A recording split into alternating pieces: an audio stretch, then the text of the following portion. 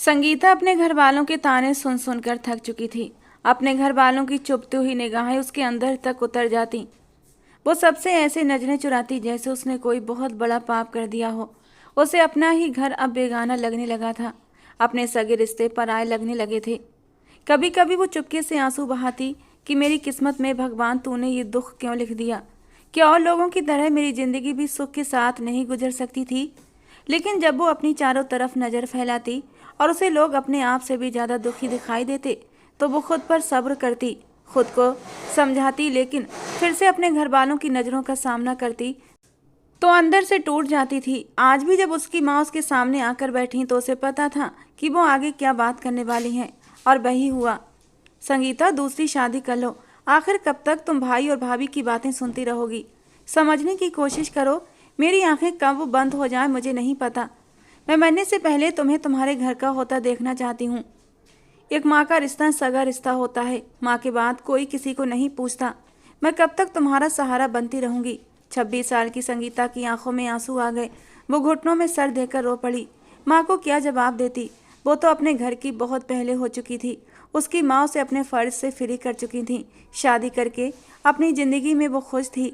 हर दिन उसका बहारों भरा दिन होता, लेकिन एक ही पल में उसकी स्वर्ग सी जिंदगी नर्क में बदल चुकी थी जब एक कार एक्सीडेंट में उसका पति प्रमोद इस दुनिया से चला गया था।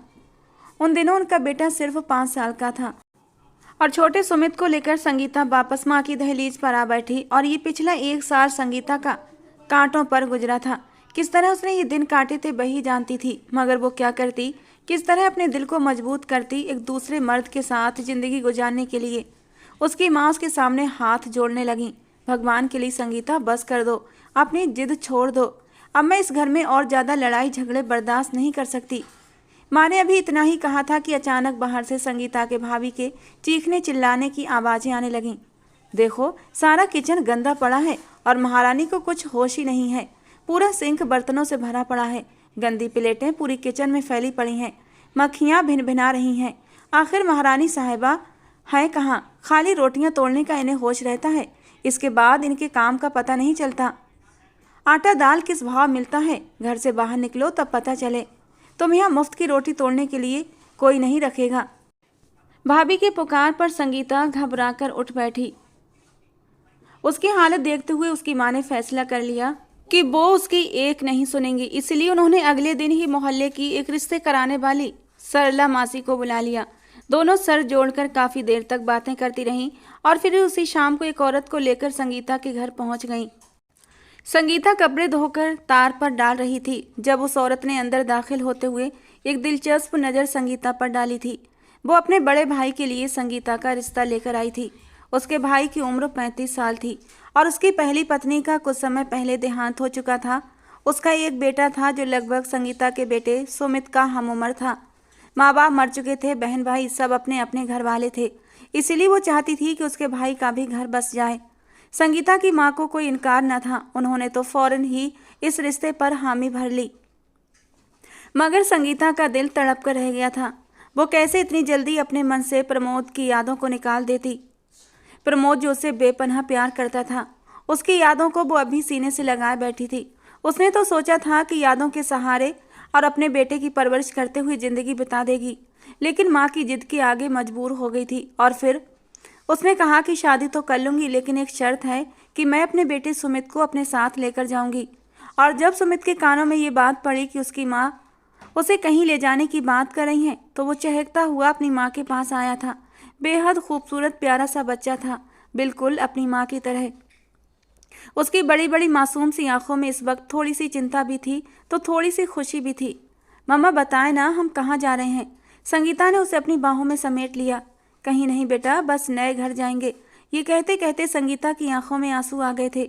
उसने कभी सोचा नहीं था कि उसकी ज़िंदगी में ये दिन भी आएगा।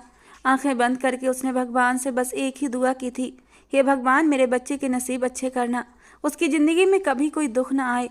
मैं अपनी ज़िंदगी जैसे तैसे हर सुख दुख में गुजार लूँगी, लेकिन अपने बेटे का दुख देख नहीं पाऊँगी। रिश्ता आनन फानन में तय हो गया। लड़के वालों को शादी की बड़ी जल्दी थी। लड़के की बहन चाहती थी कि जल्द से जल्द भाई की शादी के फर्ज से आज़ाद हो और वो अपने घर बार को संभाले। और इसीलिए ठीक 4 दिन बाद बहुत ही सादगी से संगीता की शादी की डेट फिक्स हो गई। संगीता की भाभी को इस शादी से बड़ा दुख था, क्योंकि मुफ्त की नौकरानी हाथ से जा रही थी। उसने बहुत शोर मचाया, मगर संगीता की माँ ने फैसला कर लिया था कि वो उसका घर बसा कर ही छोड़ेंगी। एक सादा सा फंक्शन करके संगीता की शादी रोहन के साथ कर दी गई। वो बहुत चुपचाप सा लग रहा था। विदाई कराकर रोहन संगीता को अपने घर ले आया। संगीता ने घबराकर इधर उधर देखा। जिस गाड़ी में वो आई थी उसमें उसका बेटा सुमित मौजूद था या नहीं, मगर वो ये सोचकर गाड़ी में ही घबरा गई थी।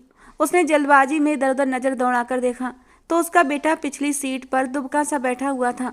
उसके दिल को थोड़ा सा करार आया, लेकिन रोहन के माथे पर बल पड़े हुए थे। संगीता घर के अंदर आई तो रोहन खामोश था। संगीता की ननद उसे ले जाकर अंदर कमरे में बिठाकर आई कि थोड़ी देर बाद ही रोहन तुम्हारे पास आ जाएगा। आज मैं रोहन के बेटे को अपने पास सुला लूंगी। संगीता की ननद ने प्यार से कहा। वो बहुत अच्छी औरत मालूम हो रही थी, लेकिन संगीता का दिल बेचैन था। उसने अपनी ननद की ओर देखा और कहा, मेरा बेटा सुमित कहाँ जाएगा? संगीता की बात पर उस औरत ने चौंक कर संगीता की ओर देखा और जैसे कुछ याद आ गया, अरे हाँ, तुम्हारा बेटा भी तो है। क्या नाम है उसका? हाँ, सुमित। चलो कोई बात नहीं, मैं उसे भी आज अपने पास रख लूंगी। कल से वो तुम्हारे साथ ही रहेगा। उस औरत ने धीरे से कहा, जैसे किसी से इस बात को छुपाना चाहती हो। मगर अंदर आते राहुल ने ये बातें सुन ली।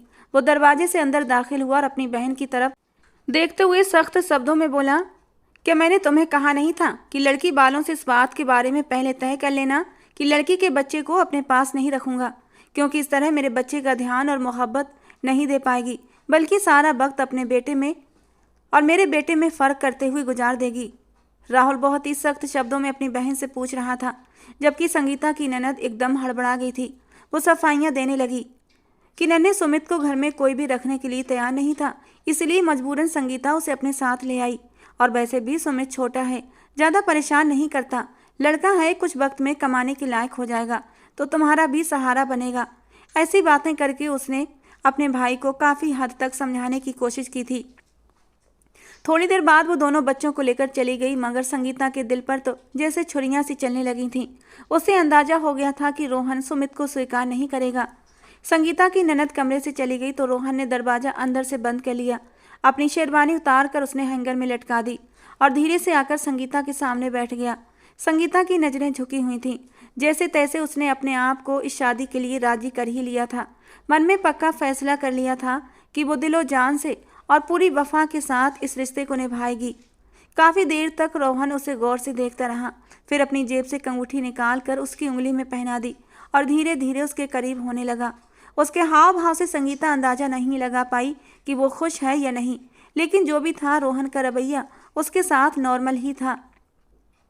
लेकिन अगले 2-3 दिन में संगीता को अंदाजा हो गया कि रोहन बहुत ही सख्त मिजाज आदमी है। वो चाहकर भी सुमित के बारे में रोहन से कोई बात नहीं कर पा रही थी।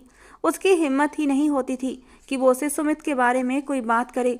धीरे धीरे जिंदगी रूटीन पर आने लगी थी।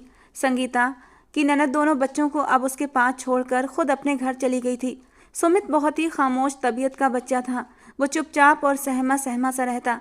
छोटी सी उम्र में ही उसने बहुत कुछ झेला था। पहले अपने पापा को खोया, उसके बाद नानी के घर आकर अपनी मामी और मामा की डांट और फटकार सही। अपनी माँ को हर वक्त रोते देखा।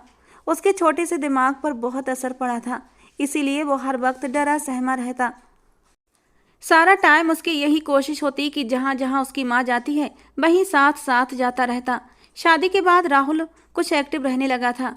संगीता को लेकर बाहर घुमाने फिराने जाना चाहता था। रात में उसने संगीता से कहा कि तैयार हो जाए, उसे आइसक्रीम खिलाकर लाऊंगा। संगीता जल्दी से तैयार हो गई और तैयार होकर उसने रोहन से कहा कि मैं तैयार हूँ, चलें।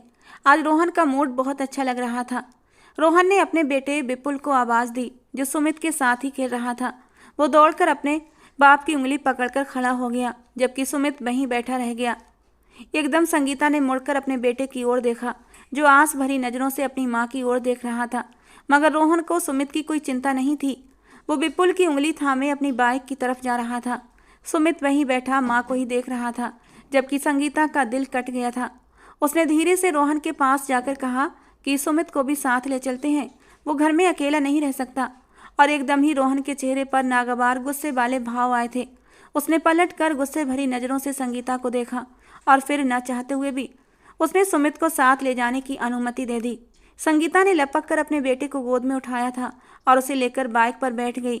पूरे रास्ते रोहन चिड़चिड़ा रहा कि बाइक पर ज़्यादा लोग हैं, बाइक को कंट्रोल नहीं कर पा रहा। लेकिन संगीता चुपचाप सुनती रही। उसके दिल को बस यही सुकून था कि उसका बेटा भी उसके साथ जा रहा था। उसे रोहन के इस रवैये से बड़ा अफसोस होता था। हालांकि उसने कभी विपुल और सुमित में फ़र्क नहीं किया था। वो हमेशा विपुल का ख्याल रखती थी जैसा ख्याल अपने बेटे सुमित का रखती। लेकिन रोहन ने कभी संगीता के बेटे को अपना बेटा नहीं माना। थोड़ी देर तक बड़बड़ाने के बाद रोहन खामोश हो गया था और संगीता ने सुख का सांस लिया। मगर वो ये नहीं जानती थी कि रोहन के दिमाग में क्या खिचड़ी पक रही है। एक हफ्ता सुकून से गुजर गया था। रोहन अच्छा कमाता था, अच्छा कारोबार था। वो एक मंडी में फ्रूट का काम करता था। एक हफ्ते के बाद बच्चों की स्कूल की छुट्टियां ख़त्म हुई तो एक रात उसने सोने से पहले संगीता से कहा कि विपुल का यूनिफॉर्म तैयार करके रखना, सुबह उसका स्कूल खुल जाएगा तो उसे स्कूल छोड़ दूंगा। संगीता एकदम चौंक सी गई थी। खैर, उसने खामोशी से विपुल का यूनिफॉर्म और जूते निकाल कर रख दिए। मगर उसका दिल बार बार कट रहा था। वो चाहती थी वो सुमित के स्कूल के जाने की भी बात करे। रोहन का मूड अच्छा था और आखिर उसने डरते डरते पूछ ही लिया, सुनिए, सुमित भी 7 साल का हो गया है। पहले सुमित भी स्कूल जाता था, लेकिन जब से उसके पापा कहते कहते संगीता ने अपनी जबान रोकी थी। फिर आगे बोली, पिछले 2 साल से उसने पढ़ाई छोड़ रखी है, तो क्यों ना उसे भी प्ले स्कूल में दाखिला करा दे। मैं चाहती हूँ वो भी कुछ पढ़ लिख जाए ताकि फ्यूचर में वो पढ़ाई लिखाई उसके काम आ सके। धीरे धीरे अपनी बात कहती संगीता अंदर ही अंदर डर भी रही थी कि कहीं रोहन गुस्सा न कर जाए। उसने डरती हुई नज़रों से रोहन को देखा तो उसके चेहरे पर अजीब से हाव भाव थे, जैसे वो खुद पर कंट्रोल कर रहा हो। फिर आखिर उसने कहा कि तुम सुमित की फिक्र मत करो, मैं उसके बारे में बहुत कुछ सोच रखा है। उसका फ्यूचर विपुल से भी अच्छा होगा, तुम बस वक्त पर मुझे जगह देना। रोहन ने कहा तो संगीता बस उसे खामोश नज़रों से देखती रह गई। उसका दिल जैसे किसी अनहोनी के ख्याल से कांप रहा था। सुबह सुबह संगीता की आंख खुली तो उस दिन बहुत सर्दी थी। कड़ाके की सर्दी में संगीता उठी और गर्म पानी किया, क्योंकि विपुल ठंडे पानी से घबराता था। रोहन भी उठ गया था। उसने बड़ी मोहब्बत से अपने बेटे को जगाया और उसे स्कूल के लिए तैयार करवाने लगा। सुमित रजाई ओढ़े सो रहा था। संगीता बार बार उसके पास जाती और फिर वापस आ जाती, और तभी रोहन ने आवाज़ लगाई, सुमित को भी उठा दो, मैं उसे भी छोड़ आऊँगा। संगीता ने मुड़कर रोहन की तरफ देखा और फिर खुशी खुशी सुमित को जगाने लगी। बहुत सर्दी थी, वो छोटा सा बच्चा था, मगर संगीता ने किसी तरह उसे जगा दिया। बंद होती आंखों के साथ वो उठ बैठा। संगीता ने मोटरसाइकिल पर बेटे को बिठाया और सुमित को नाश्ता भी न करने दिया और उसे उठाकर रोहन के पीछे बिठा दिया था। संगीता पूछती रही, आप सुमित को लेकर कहाँ जाएंगे, कहाँ एडमिशन कराएंगे इसका? मगर उसने कुछ न बताया। थोड़ी देर के बाद राहुल बाइक लेकर घर से निकल गया। पूरा दिन संगीता जले पैर की बिल्ली की तरह घर में घूमती रही। उसे रह रहकर सुमित की याद आ रही थी। 12 बजे दरवाजे के बाहर मोटरसाइकिल रुकने की आवाज़ आई। रोहन विपुल को स्कूल से लेकर आ रहा था। दोनों बाप बेटे हंसते मुस्कुराते हुए घर के अंदर दाखिल हो रहे थे। संगीता बेकरारी से आगे बढ़ी। वो रोहन और विपुल के पीछे सुमित को ढूंढ रही थी, लेकिन उसे सुमित कहीं दिखाई नहीं दिया। सुमित कहाँ है? आप उसे भी तो लेकर गए थे ना? संगीता के सवाल पर रोहन चिढ़ गया। हर वक्त सुमित सुमित करती रहती हो, बताया तो था उसके बेहतर फ्यूचर के लिए उसे कहीं लेकर जा रहा हूँ। उसे मंडी में छोड़कर आया हूँ। कोई काम धंधा सीखे ताकि बड़ा होकर मेरा सहारा बन सके। ऐसे ही मुफ्त में पालने के लिए थोड़ी न लाया हूँ। जानती भी हो पैसा कमाना कितना मुश्किल है। सख्त शब्दों में कहता हुआ रोहन घर के अंदर चला गया, जबकि संगीता का दिल कांप कर रह गया था। वो जानती थी रोहन जो काम करता है वो मंडी में ही करता था। उसका कारोबार सब्जी मंडी में होता था और मंडी का काम बहुत सख्त होता है। सुमित तो कमज़ोर सा छोटा सा बच्चा था और आज सर्दी भी किस कदर ज़्यादा थी। उसकी आंखों में आंसू आ गए, लेकिन वो कुछ कह न सकी। पूरा दिन वो बेचैनी से सुमित का इंतजार करती रही। 3 बजे के करीब दरवाजे पर दस्तक हुई तो संगीता ने दरवाज़ा खोला। सामने सुमित खड़ा था। उसे देखकर संगीता का दिल गले में आया था। सुमित के बाल बिखरे हुए थे, आंखें लाल थीं, चेहरे पर आंसुओं के निशान थे। एक तरफ गाल पर 5 उंगलियों के निशान छपे हुए थे। उसके पैर में टूटा हुआ जूता था, कपड़े मिट्टी से सने हुए थे। उसके हाथ में एक थैली थी। घर के अंदर दाखिल होते हुए वो थैली माँ की तरफ बढ़ा दी। ये क्या है सुमित? संगीता ने लरजते हुए पूछा। उसने कहा, मम्मी, पापा ने कहा था मंडी में उनकी गैर मौजूदगी में मैं उनका काम संभालूं और वापसी में सब्जी लेता हुआ घर आ जाऊं, इसीलिए सब्जी लाया हूँ। संगीता ने लपक कर सुमित को गले से लगा लिया और फूट फूट कर रोने लगी। सुमित भी रोने लगा, क्योंकि वो नन्ही सी जान इतनी सख्त मेहनत बर्दाश्त नहीं कर सकता था। जबकि अंदर कमरे में कंबल ओढ़ा विपुल और रोहन आराम से सो रहे थे। संगीता का दिल फटने लगा था। वो इसीलिए तो शादी नहीं करना चाहती थी कि कहीं उसके सुमित को दुख न उठाना पड़े। और अब जब उसने अपनी माँ की जिद पर शादी कर ली थी तो इसीलिए तो नहीं कि उसका छोटा मासूम सा सुमित इतनी मेहनत करे इतनी कम उम्र में। वो अपने बेटे को उठाकर घर के अंदर ले आई। उसने फैसला कर लिया था कि अगर रोहन ने उसके बेटे के साथ अच्छा व्यवहार न किया तो वो उसे छोड़ देगी, और अगर उसके भाई भाभी ने उसे अपने घर न रखा तो वो किसी अनाथ आश्रम में चली जाएगी। पूरी रात सुमित रोता सिसकता रहा, नींद में बड़बड़ाता रहा, मुझे मत मारो, अब मैं ध्यान से काम करूँगा। पूरी रात संगीता सो न सकी। अपने बच्चे की तकलीफ उसे दिल में महसूस हो रही थी। और सुबह 6 बजे जब रोहन उठा तो उस दिन भी ठंड बहुत ज़्यादा थी कि एक पल के लिए तो रोहन भी काँप कर रह गया था। मेरे लिए नाश्ता मत बनाना, मेरी तबीयत बहुत ख़राब है। जब रोहन बोला तो उसकी आवाज़ भारी भारी सी हो रही थी। संगीता ने उसकी तरफ देखा, बाकी उसके चेहरे पर ऐसे भाव थे जैसे पूरी रात तेज बुखार रहा हो। संगीता ने सिर हिला दिया और दुआएं मांगने लगी, आज रोहन सुमित को मंडी न ले जाए।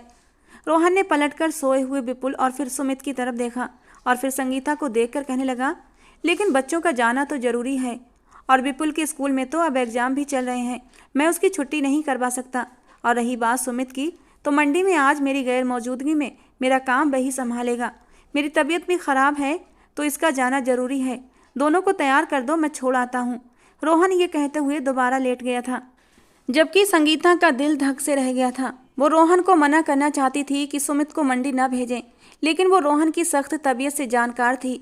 अगर उसे गुस्सा आ जाता था तो पूरा घर सर पर उठा लेता। वो उसके सामने डर जाती थी, घबरा जाती थी। वो अपनी बात कहकर अपनी आंखों पर हाथ रखकर लेट गया था। संगीता बेदिली से उठी और उनका नाश्ता बनाने लगी। नाश्ता बनाने के बीच वो सोचती रही कि आखिर वो किस तरह रोहन को मना करेगी कि वो सुमित से इतनी मेहनत वाला काम न करवाए। थोड़ी देर के बाद उसने विपुल को उठाया। वो बहुत बदतमीज बच्चा था, लड़ने झगड़ने लगा, लेकिन संगीता ने बहुत ही प्यार से उसके साथ यूनिफॉर्म पहनाया और नाश्ता करवाने लगी। रोहन उठ बैठा तो सुमित को सोते देखा तो उसे और गुस्सा आया। तुमने सुमित को अभी तक क्यों नहीं उठाया? अच्छा चलो, मैं विपुल को स्कूल छोड़कर आता हूँ, तब तक उसे उठाओ और फिर मैं उसे छोड़ दूंगा। दोनों का रास्ता वैसे भी अलग अलग है। संगीता कुछ न बोली। उसने विपुल का बैग उठाया और उसके कंधों पर पहना दिया। रोहन ने विपुल को गोद में उठाया, उसके माथे पर प्यार किया और बाहर जाने लगा, जबकि संगीता उसे दुख से देखकर रह गई। जब सुमित के पापा प्रमोद जिंदा थे तो वो भी उसके साथ ऐसे ही मोहब्बत किया करते थे। भगवान ने न जाने ये आजमाइश उसके नसीब में क्यों लिखी थी। सुमित अभी भी सो रहा था। शायद थकावट की वजह से उसे भी हल्का हल्का बुखार हो रहा था। थोड़ी देर के बाद रोहन घर आ गया। आते ही उसने सुमित की चारपाई की तरफ देखा। वो अभी तक सो रहा था। इन महाराज को अब तक क्यों नहीं उठाया? बताया तो था मेरी तबीयत खराब है, ज़्यादा देर तक खड़ा नहीं रह सकता। उठाओ इसे, अब नाश्ता करने का भी वक्त नहीं है, मैं इसे ऐसे ही मंडी ले जाऊंगा। रोहन की सख्त आवाज़ पर संगीता ने अपने अंदर हिम्मत पैदा की और फिर मजबूत शब्दों में बोली, नहीं रोहन, मेरा सुमित इतनी सख्त मेहनत नहीं कर सकता। वो अभी छोटा है, सिर्फ 7 साल का है, और सर्दी देखो किस कदर है। आप खुद बीमार हो गए तो क्या वो नन्ही सी जान बीमार नहीं हो जाएगी? मैं उसे मंडी नहीं जाने दूंगी। वो बहुत मजबूती से रोहन की आंखों में आंखें डालकर बात कर रही थी, जबकि रोहन एकदम चौंक गया था और कुछ ही देर में उसके चेहरे पर गजबनाक हाव भाव पैदा हुए थे। मंडी नहीं जाने दोगी तो यहाँ घर में बिठाकर चारपाई पर खाना दोगी? मैं इसके लिए नहीं कमाता, अपने बेटे के लिए कमाता हूँ, और मैं देखता हूँ ये मंडी कैसे नहीं जाएगा। संगीता एक पल के लिए हड़बड़ा गई थी। रोहन तैश में आ चुका था। वो एकदम आगे बढ़ा और उसने सोए हुए सुमित के ऊपर से रजाई खींचकर उतारी। सुमित घबराकर उठ बैठा। यहाँ आकर अपनी माँ को शिकायतें लगाता है कि काम नहीं करूँगा, थक जाता हूँ, दर्द होता है। मैं सो रहा था रात को तो तेरी सारी बातें सुन रहा था जो तू अपनी माँ के साथ कर रहा था। किसने मारा तुझे? तू खुद ही बदतमीजी कर रहा होगा। मंडी के लोग बहुत अच्छे हैं, और क्या हुआ अगर तुझे जरा सी मेहनत करनी पड़ जाए? मर्दों को मेहनत का आदी होना चाहिए। राहुल ने आगे बढ़कर सुमित का बाजू पकड़कर उसे खींचा। सुमित रोने लगा। पापा, मैं वहाँ नहीं जाऊँगा, वो लोग मुझे मारते हैं, वो बहुत सारा भारी सामान होता है, मुझसे नहीं उठाया जाता। रोते समय उसके कहने के अंदाज में डर था। संगीता की आंखों से आंसू बहने लगे। छोड़ दें से रोहन, वो नहीं जा सकता, वो छोटा है।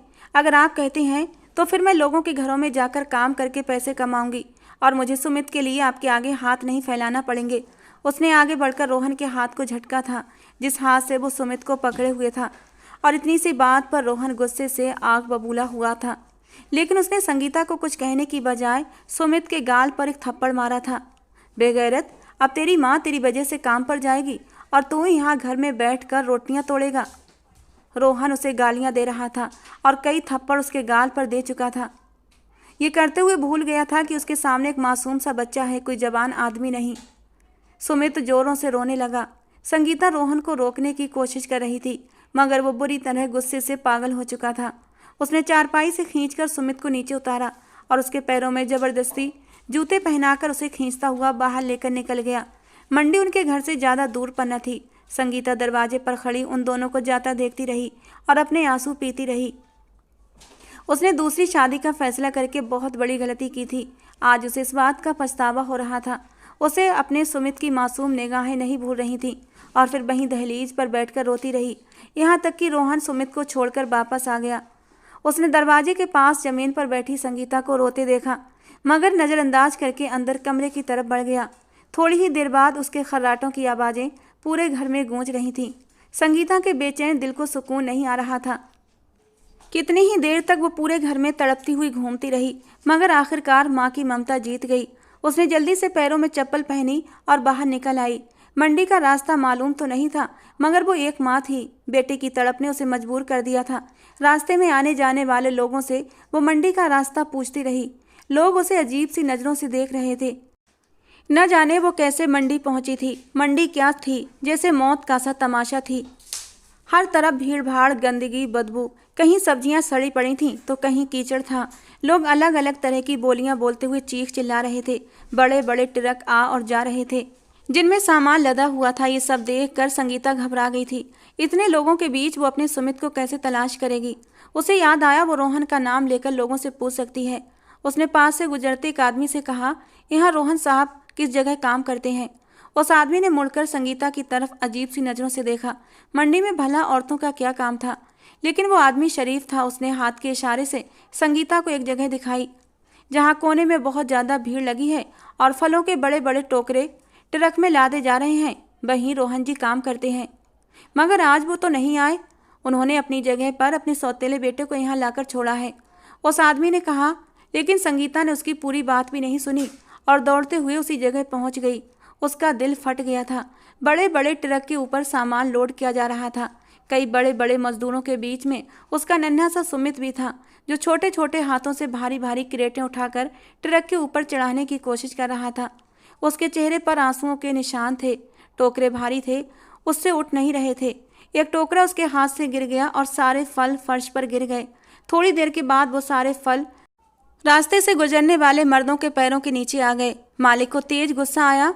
रोहन को बोला भी था खुद काम पर आए, इस बच्चे को काम पर भेज देता है। इससे तो अपना आप भी नहीं संभाला जाता, ये क्या काम करेगा। उसने एक हाथ सुमित की कमर पर जड़ दिया। ध्यान से काम कर बच्चे, हजारों का नुकसान करवा दिया। थप्पड़ खाकर सुमित बदहवास हो गया। उसने फिर से क्रेट उठाने की कोशिश की तो दूसरे आदमी ने इस बार उसकी मदद कर दी। ये सब देखकर संगीता का दिल खून के आंसू रोने लगा। वो आगे बढ़ी। उसने सुमित का हाथ पकड़ा और उसे वहां से लेकर चल पड़ी। पीछे से मालिक की आवाज भी आई, लेकिन उसने एक न सुनी। दूसरी तरफ रोहन का बुखार और तेज हो गया था।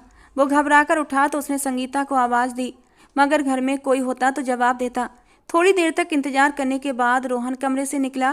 पूरा घर खाली पड़ा था, घर में कोई नहीं था। उसने देखा दरवाज़ा भी खुला हुआ था। दरवाजे के बाहर उसने जाकर सामने ही पड़ोसन खड़ी थी, उनसे पूछा, सुनिए आंटी जी, मेरी पत्नी कहाँ गई, क्या आपको बताकर गई है। रोहन की बात पर उस औरत ने कहा, अभी रोते हुए घर से निकल गई थी, यहाँ से मंडी का रास्ता पूछते हुए जा रही थी। पड़ोसन की बात पर रोहन परेशान हो गया और अंदर आकर बैठ गया। खुद ही आ जाएगी घूम फिर कर। दोपहर तक मंडी के माहौल में वो रह भी नहीं सकती। रोहन बेताबी से कमरे में टहलने लगा। घर का हुलिया आज बहुत ख़राब हो रहा था। पूरा घर बिखरा पड़ा था। संगीता ने आज कोई काम नहीं किया था। जब से संगीता उसकी ज़िंदगी में आई थी, उसे हर काम की सहूलियत हो गई थी। वक्त पर खाना मिलता, वक्त पर धुले हुए कपड़े मिलते, घर में एक सुकून सा उतर आया था। और आज जब वो थोड़ी देर के लिए घर पर नहीं थी तो पूरे घर का नक्शा ही बिगड़ गया था। अचानक ही रोहन का दिल घबराने लगा। उसे थोड़ा सा पछतावा भी हुआ। क्या था अगर वो अपना रवैया थोड़ा सा नरम कर लेता और सुमित को भी कबूल कर लेता। आखिर संगीता भी तो उसके बेटे को प्यार देती थी। जैसे जैसे वक्त गुजर रहा था, रोहन का दिल और बेताब होने लगा। दोपहर गुजर गई, शाम भी हो गई, मगर संगीता और सुमित घर वापस ना आए। अब तो रोहन बहुत परेशान हो गया था।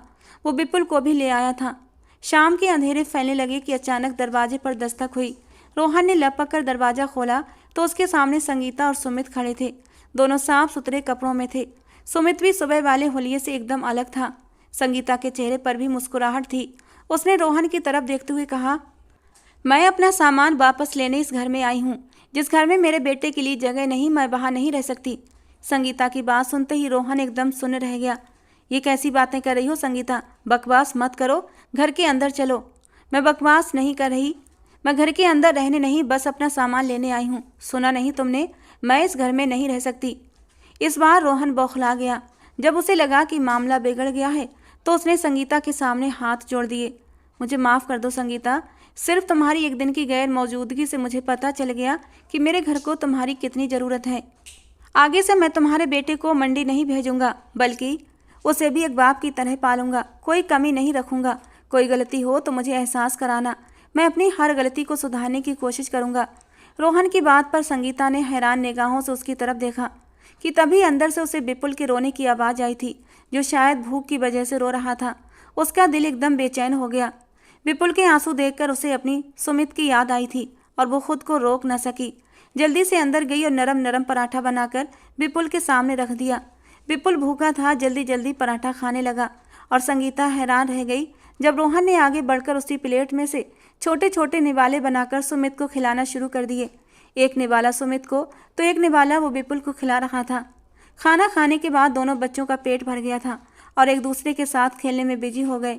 सच कहते हैं, बच्चे बहुत मासूम होते हैं, सारी बातें कुछ ही देर में भुला देते हैं। सुमित भी सारी बातें भुला चुका था और विपुल के साथ खेलने में बिजी हो गया था।